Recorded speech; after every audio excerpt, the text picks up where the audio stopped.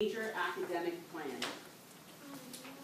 So this is what a map looks like. So all new students will get one at orientation. It is based on the catalog year and the major.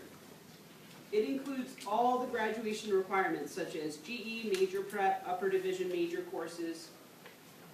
If the student needs electives, any of the requirements for that major will be on there.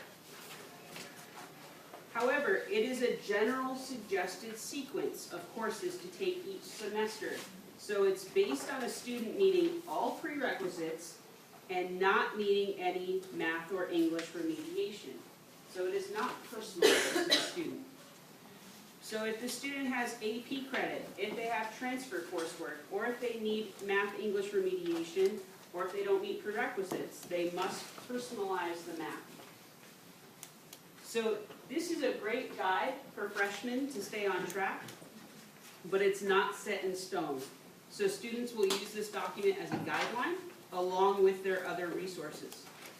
We're going to cover this in much more depth next session, but the reason I mention it now is we'll spend quite a bit of time with it, but I want to make sure that you really understand that we do not want students to solely rely on this document.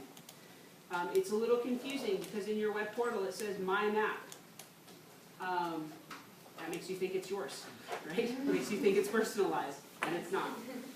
I always get confused looks when I try to explain that to students. Why do we call it MyMAP? Why can't we just call it MAP? So for the GE requirements listed on the map that do not have a specific course listed. So, for example, do we have any on this one? Yeah. So for example, we're looking at a psychology major. You can see in the fall semester it just has GE Social and Behavioral Science. It doesn't have a specific course listed.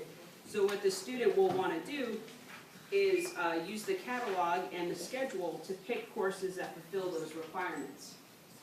They can also use their degree evaluation as a guide. When there's a GE requirement listed on the map that does have a specific course listed, that means that it's a major prep course, so that it's double counted. Okay? So an example would be the GE Math. That's also a major prep course, so they need to take the stats, so it'll double count. So we will go over this in more detail, along with the personal information sheet. So there are 2 documents that all freshmen will receive at orientation, along with their preliminary degree evaluation. So it's important to know how to read each document and how to personalize a map. Okay. Any questions? Those 2 documents are like the map and the degree evaluation? It's actually the map and the personal information sheet. Personal. Yeah. Yes, those are the 2 documents we'll be learning about next session. And then the session after that will be talking specifically about the degree evaluation. Yes? So for explorations, like all these classes that are listed, we don't have to like watch out for pre-reg. These classes are okay. That's a great question. So the question is, do explorations, will they ever have a prereq? And the answer is yes. Yeah, for sure.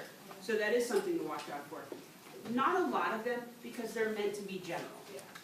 But there's some, like some of the language courses that you'll find in the humanities, they will have prereqs. So yeah, that's something we always want to stress to a student, to check the course description. Yep, they're looking for prerequisites, and what else are they looking for?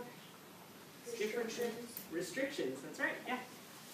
Yeah, that's a great question. Any other questions?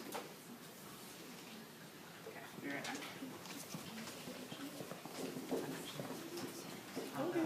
Okay. Yeah. So now just meet with your TIs, but